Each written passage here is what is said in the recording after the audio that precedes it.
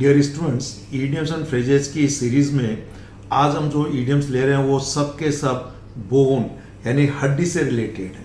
जैसा कि मैं पहले सभी वीडियोज़ में मैंने बताया कि हम लोग जो भी ईडियम्स एंड फ्रेजेस ले रहे हैं वो उनको अलग अलग सेगमेंट में डिवाइड किया है। जैसे हमने जितने भी बॉडी पार्ट्स हैं जैसे कि head, hair, nose, ear, chest, arm, fingers, वो सब वीडियोज एक अलग सेगमेंट में हम लोग बना रहे हैं। साथ में जो भी एनिमल्स हैं उनके हम लोग अलग उसमें बना रहे हैं। कलर्स पर जो ईडियम्स बनते हैं वो हम अलग तरीके से बना रहे हैं। और साथ में कुछ ईडियम जो कि वर्ब से शुरू होते हैं उन्हें हम अलग कैटेगरी में लेके चल रहे हैं। कुछ ईडियम्स वर्ब प्लस नाउन से बनते हैं तो कुछ ईडियम्स सिंपली एडवर्ब का काम करते हैं, कुछ एडजेक्टिव का काम करते हैं, कुछ नाउन्स का काम करते हैं। तो उन्हें हम लोग अलग अलग कैटेगरी में डिवाइड कर रहे हैं। तो आज के हमारी वीडियो सीरीज में हम लोग एक बॉडी पार्ट जो हमारे शरीर में बहुत सी तरीके की हड्डियां होती हैं, सभी प्राणियों में बोन्स पाई जाती हैं। इन बोन्स को लेकर बहुत से ईडियम्स बने हैं और एक एसएससी में एक ईडियम पिछले 15 साल में 5-6 बार पूछा जा चुका है। इसके अलावा ये ईडियम अदर एग्जामिनेशन में एक बार पूछेगा। यह है a bone of contention, a bone of contention. तो आइए आज के इस वीडियो सीरीज में हम लोग ये सारी चीजें आपके सामने सीखते हैं। तो ईडियम्स अबाउट बोन्स, सबसे पहले जैसा मैंने लिखा ईडियम्स अबाउट बोन्स। पहला है a bone of contention. Contention का मतलब होता है झगड़ा, फसाद, मन मुटाव, यानी लड़ाई जिसे कहना चाहिए, आपसी मतभेद जिसे कहना चाहिए। इसका मीनिंग है एन अनरिजॉल्व डिस्प्यूट, यानी ऐसा डिस्प्यूट जिसका अभी तक हल नहीं किया गया है, या समथिंग दैट कॉजेज डिसएग्रीमेंट और आर्ग्यूमेंट बिटवीन पीपल, कुछ ऐसी चीज जो लोगों में असहमति को जगाता है और उनके बीच में कुछ बहस का या लड़ाई का कारण बनता है। मैंने क्लियर लिखा है एसएससी में, ये मेरी नॉलेज के हिसाब से 5 बार पूछा गया है।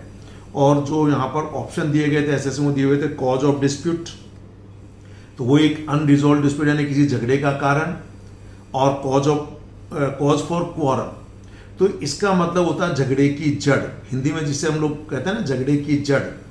इसके लिए एक दूसरा मुहावरा और भी है झगड़े की जड़ के लिए, वह an apple of discord, an apple of discord. Discord का मतलब ही होता है वो झगड़ा, मनमुटाव। तो यहां पर एन एप्पल ऑफ डिस्कॉर्ड, तो अब यहां पर एप्पल का मतलब है कि सेब, तो झगड़े की सेब मीनिंग नहीं है बल्कि ये झगड़े की जड़। ऐसे ही ए बोन ऑफ कंटेंशन, जैसा आपने देखा होगा कुछ जो मांसाहारी एनिमल्स हैं वो खाने के लिए यानी हड्डी पे जो मांस लगाता है वो झगड़ते रहते हैं, तो उसी से रिलेटेड आप करके इसको याद रख सकते हैं। अब इसका मीनिंग देखिए, आप सब लोग जानते हैं कि इंडिया और पाकिस्तान के बीच में जो मेन जो डिस्प्यूट का जो कारण है वो है J&K, कि पाकिस्तान ने J&K कुछ भाग पर जिसे अनऑथराइज्ड तरीके से उस पर कब्जा किया, जैसे POK कहते हैं, पाक ऑक्यूपाइड कश्मीर। तो उसी को लेकर मैंने एक सेंटेंस बनाया है, Jammu and Kashmir has been a bone of contention between India and Pakistan since independence, कि आज़ादी से लेकर अब तक भारत और पाकिस्तान के बीच में जम्मू कश्मीर एक झगड़े की जड़ है। नेक्स्ट देखिए, the ownership of parental property has been a bone of contention among the siblings of the siblings for the last 10 years, कि जो पेरेंटल प्रॉपर्टी है, पैतृक संपत्ति जो है, उसके मालिकाना हक को लेकर सिबलिंग्स का मतलब भाई बहन, ब्रदर्स तो भाई हो गए, सिस्टर्स बहन हो गए, लेकिन भाई बहन सारे मिला के तो सिबलिंग्स कह देंगे। तो उन भाई बहनों में जो झगड़े का जो कारण है वह है उस पेरेंटल प्रॉपर्टी की मालिकाना हक को लेकर 10 साल से। तो बहुत इंपॉर्टेंट, आप बोलचाल में भी यूज कर सकते हैं और एग्जामिनेशन पॉइंट ऑफ व्यू से भी इंपॉर्टेंट है। आइए अगला आपके सामने to cut or to pare or to trim something to the bone. खास तौर से to cut something to the bone बोलचाल में और एग्जाम में काफी बार यूज हुआ है, क्योंकि पेयर और ये जो ट्रिम का यूज कम होता है। तो to cut something to the bone it means किसी चीज को, मान लीजिए कोई जानवर है, व्यक्ति है, मांस को हटाकर बोन तक काटना, नीचे तक। अब इसके देखिए शब्दों के पीछे जाएंगे तो you won't get the correct meaning. As I have written in the description that the idiom, जो शब्द उसमें होते हैं उसका मीनिंग उनसे बिल्कुल भिन्न होता है। मीनिंग देखिए यहां पर है to reduce something such as cost, यानी कुछ सी चीज को रिड्यूस करना, कम करना, जैसे कि cost to the lowest possible level or amount. तो किसी भी चीज को, खासतौर से जो बाजार में मिलने वाली जो वस्तुएं हैं उनका जो प्राइस है, जो उनका मूल्य, जो उनकी कॉस्ट है या रहने का जो खर्चा है, उसको जितना मिनिमम से मिनिमम कम कर सकते हैं उतना कम करना। जैसे एक सेंटेंस है, समझिए, we have to cut our expenses to the bone in order to survive, कि जिंदा रहने के लिए हमें जितना संभव हो सके अपने खर्चों को क्या करना है, कट करना है। So to cut our expenses to the bone, so to cut something to the bone. Next देखिए, we have cut our housekeeping to the bone but we still find it difficult to pay even our bills, कि जो हमारी house keeping है, यानी जो घर में जो सामान लगता है खाने पीने का या जो अदर चीज़ें हैं, वो उनको हमने मैक्सिमम हम उसको कट कर चुके हैं, उसको कम कर चुके हैं। We have already reduce it to the bone, कि हड्डी तक उसको, यानी मांस वांस से बढ़ा के हड्डी तक उसको कट कर दिया है। लेकिन इसके बावजूद भी बिल देना हमारे लिए अभी भी मुश्किल है, जैसे इलेक्ट्रिसिटी बिल है, टेलीफोन बिल है और एनी अदर जो खर्चे हैं उनको देना हमारे लिए बड़ा मुश्किल है। So to cut something to the bone बहुत अच्छा मुहावरा है, निश्चित रूप से एग्जाम में पूछे जाने के चांस है। नेक्स्ट देखिए, to have a bone to pick with somebody. So to have a bone to pick with somebody, खास तौर से अगर किसी व्यक्ति ने कोई एम्ब्रेसिंग काम किया, गलत काम किया, तो आपके पास एक मौका आया उस गलत काम की उसको शिकायत करने का, तो आपको उसे बातचीत करना है उसने जो गलत किया उस चीज को लेकर। somebody has done something wrong, so now you have got a chance to complain about it, और या उसको कहने का, शिकायत का मौका मिला। मीनिंग हमने लिखा हुआ है to have a cause for making a complaint to someone, कि किसी से किसी बात की शिकायत करने का चांस होना, या to want to talk to someone about something annoying they have done, जो उन्होंने किया, जो एनोइंग किया, जो गलत किया, उसको लेकर उनसे बात करने की इच्छा होना।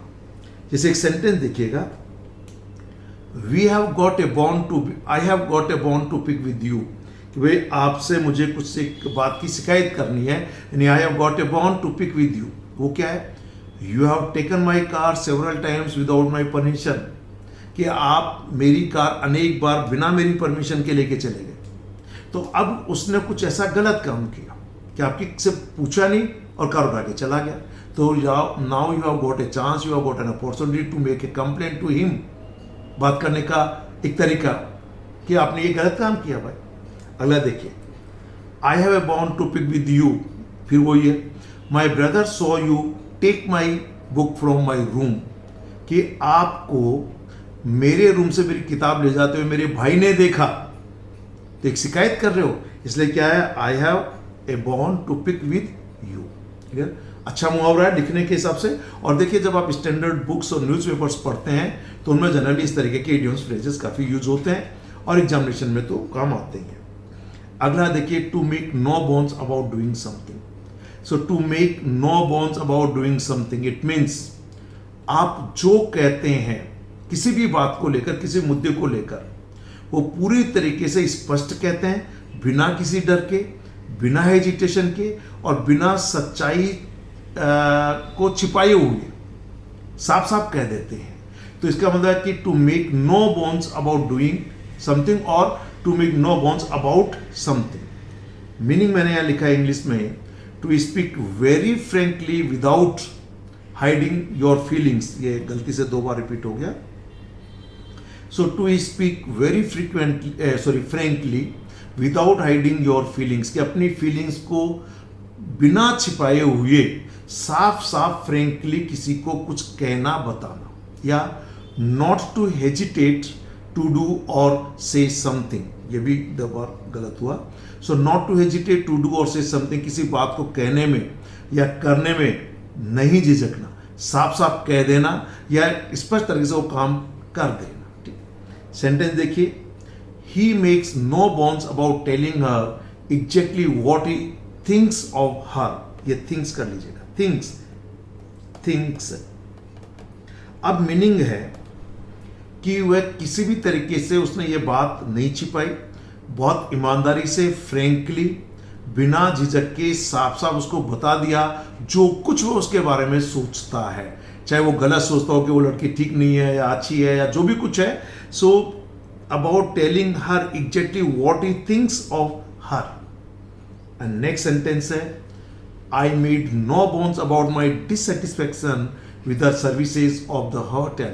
कि होटल ने जो भी मुझे सर्विसेज उपलब्ध करवाई हैं उनके बारे में जो मेरा डिससेटिस्फेक्शन रहा, मैंने बिना छिपाए हुए, जो भी मेरा असंतोष रहा उसको बिना छिपाए हुए साफ साफ मैंने उनको बता दिया कि आपकी सर्विसेज ठीक नहीं है.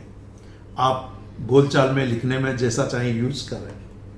अगला ये to put flesh on the bones of something. Meaning है to help somebody develop some ideas, plans etcetera by giving more details. किसी व्यक्ति को और ज़्यादा जानकारी देकर उसके जो नए आइडियाज हैं, प्लान्स हैं, उनको और डेवलप या बढ़ाने के लिए सहायता करना. जैसे एक बुक के बारे में मैंने सेंटेंस लिखा है, the best thing about the book is that it puts flesh on the bare bones of the theory. पहले देखिए मैं इस शब्द को बता दूं, 99% लोग इसको गलत बोलते हैं और मैंने जो सुना है वो सुना है थ्योरी. इवन अखबार में, जो हिंदी के जो अखबार है, जो इंग्लिश वर्ड्स को हिंदी में लिख रहे हैं, वो लोग भी इसको थ्योरी लिखते हैं. कुछ यूं लिख देते हैं, कुछ यूं लिख देते हैं. It's not theory, it's always theory.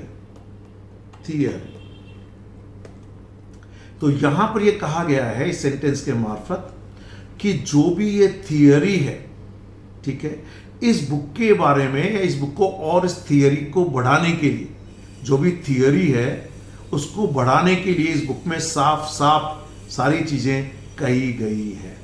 So number 1, learn the correct pronunciation.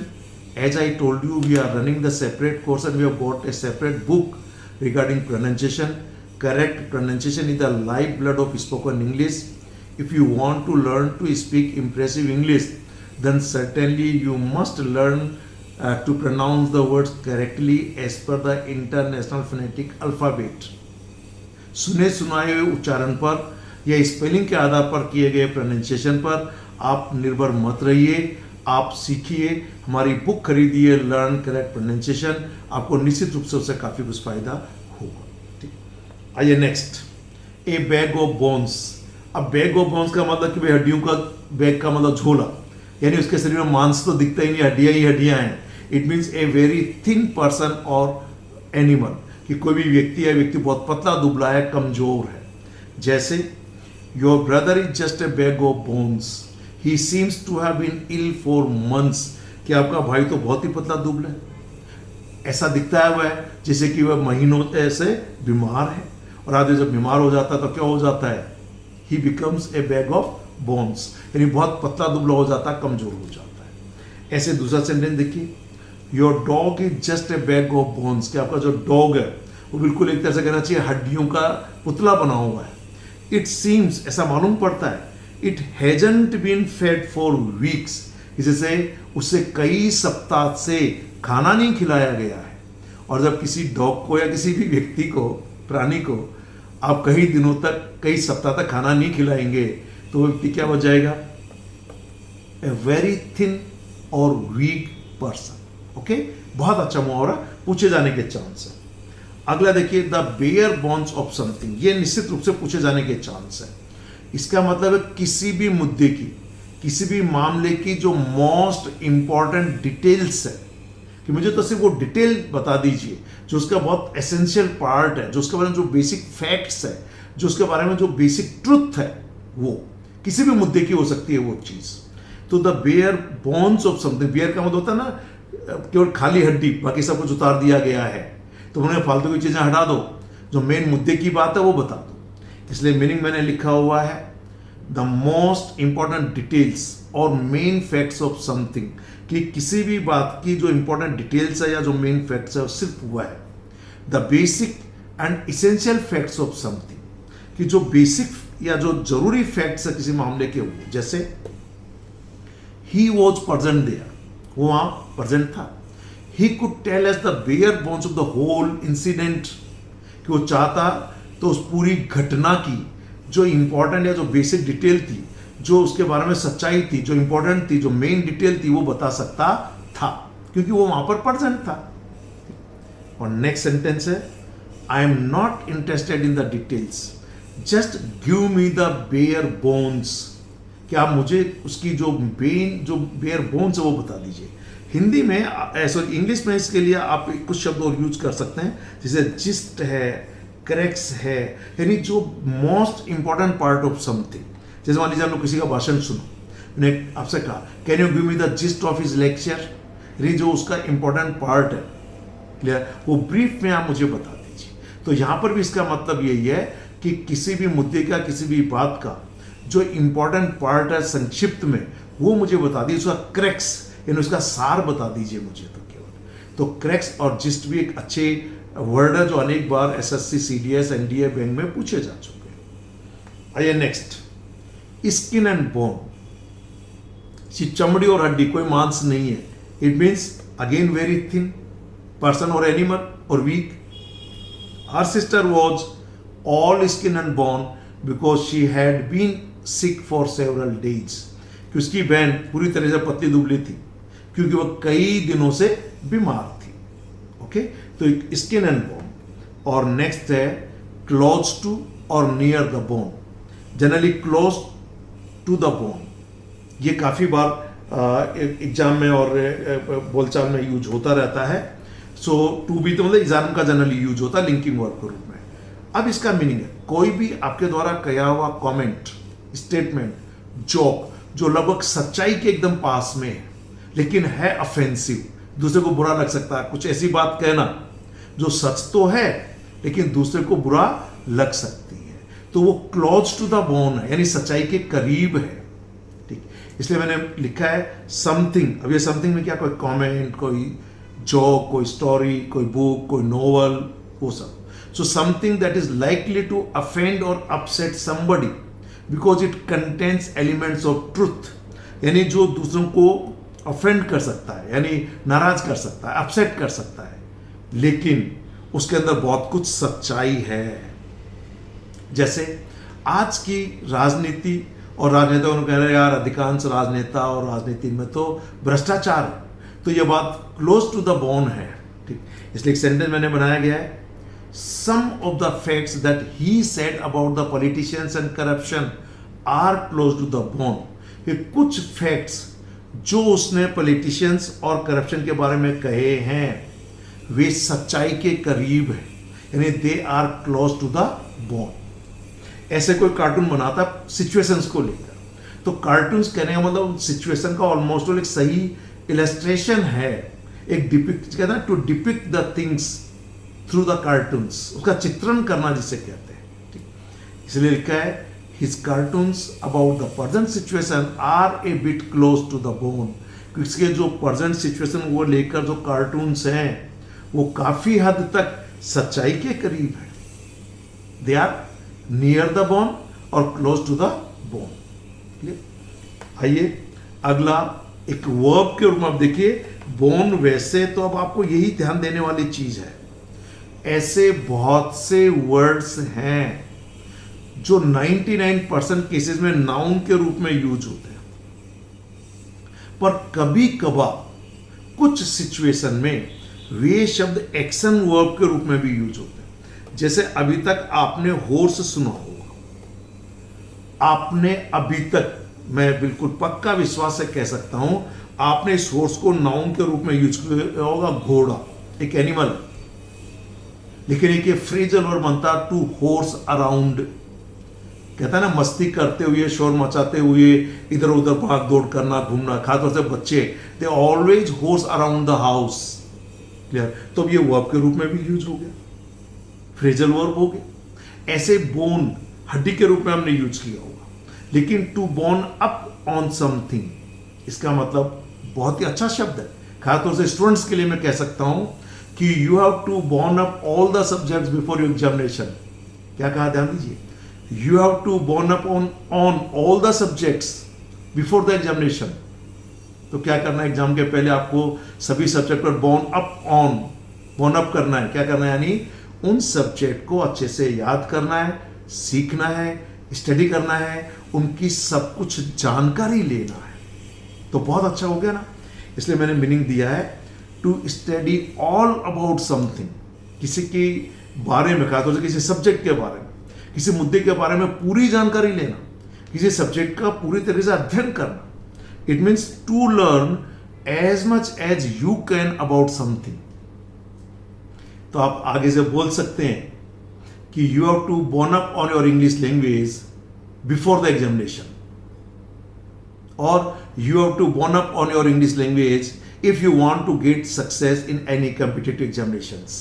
कह सकते हैं। तो मैंने यहाँ पे लिखा है you have to bone up on your economics before applying for the job, कि इस जॉब में अप्लाई करने से पहले आपको जितना ज़्यादा हो सके इकोनॉमिक्स को सीखना है, उसको स्टडी करना है, उसकी सारी जानकारी हासिल करना है। बहुत इंपॉर्टेंट, लिखने और बोलचाल के साथ साथ competitive examination point of view से। क्लियर।